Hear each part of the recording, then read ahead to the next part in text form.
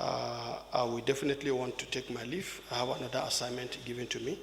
But before I leave, I thought I should bring one or two issues that is critical to what we're doing here.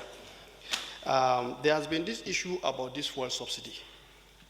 And the fuel subsidy is against a particular quantum of consumption in the country.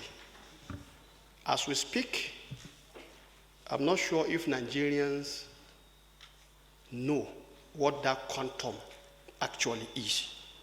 And if there is a figure, I'm not sure if Nigerians believe that figure. We were told at some times it's about 80 million. I think 2 days in the last 24 or 48 hours, I've seen a scroll bar saying the Nigerian, is it a midstream, downstream regulatory authority saying it's about 66 million, 60 something, okay? So that puts a huge question on this issue of the subsidy. Many Nigerians don't believe this subsidy is genuine. Many believe it to be a scam.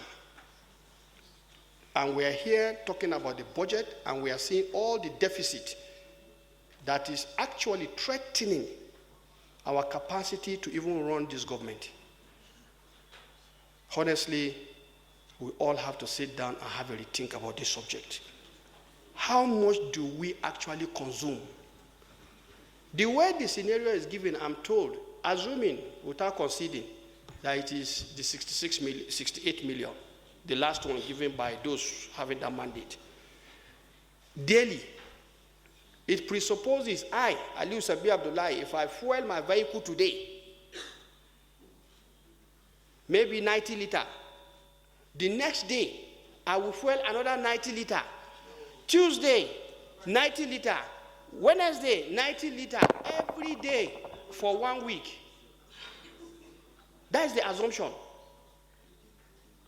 The bulk of our people who are using vehicle, civil servants, how much do they consume?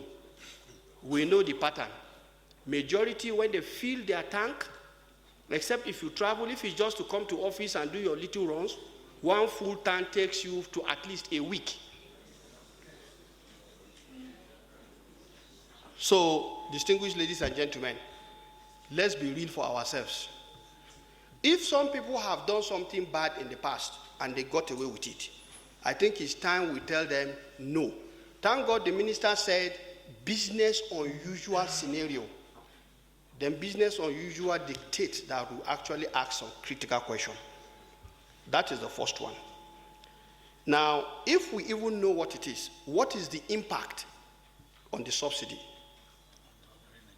So that we can see this figure every day, every day.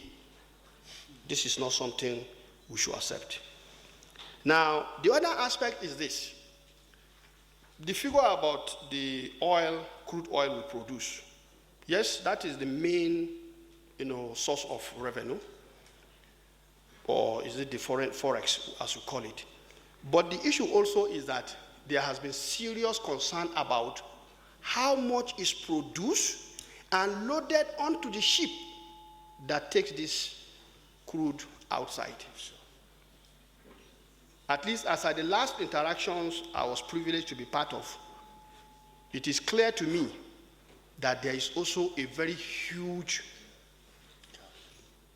fraud or scam taking place somewhere in that chain, from when we produce to when it is loaded. How much is loaded on our behalf is still an issue.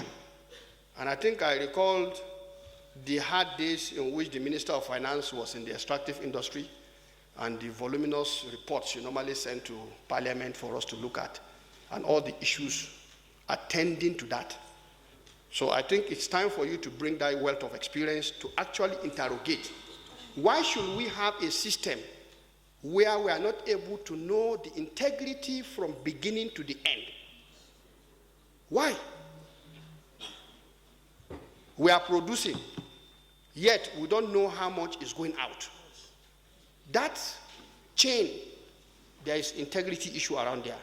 And I think there is a lot of complicity among Nigerians that have been given the very single trust of maintaining that system for us, whether those of them in the oil industry or even those of them in the security agencies.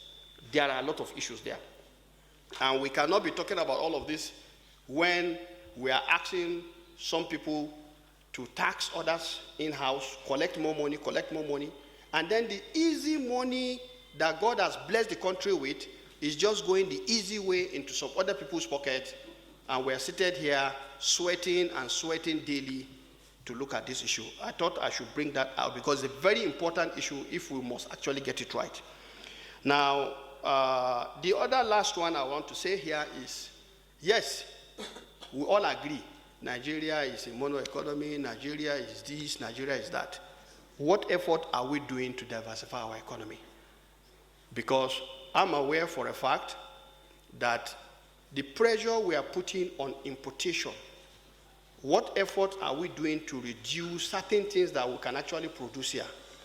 Remember, President Muhammadu Buhari has already given a very, profound policy pronouncement. Let us consume what we produce and produce what we consume. To me, that is a very clear-cut diversification policy. But to what extent are we doing that?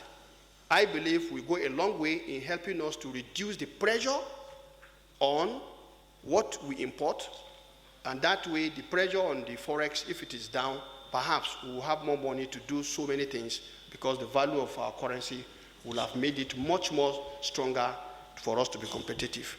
There are a lot of issues, I know, but one thing I'm sure of is Nigeria know they carry last.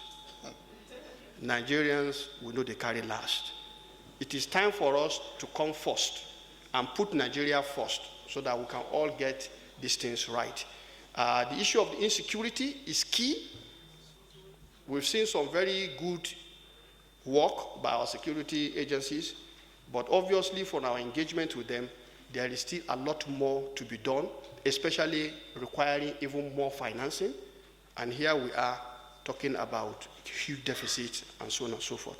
So, Mr. Chairman, I don't envy you, but I have confidence in your capacity and that of the members. And I know at the end of the day, when we'll be getting this report laid before the Senate, definitely we'll be having something that will make Nigeria to really get it right. Thank you for this opportunity. Thank you.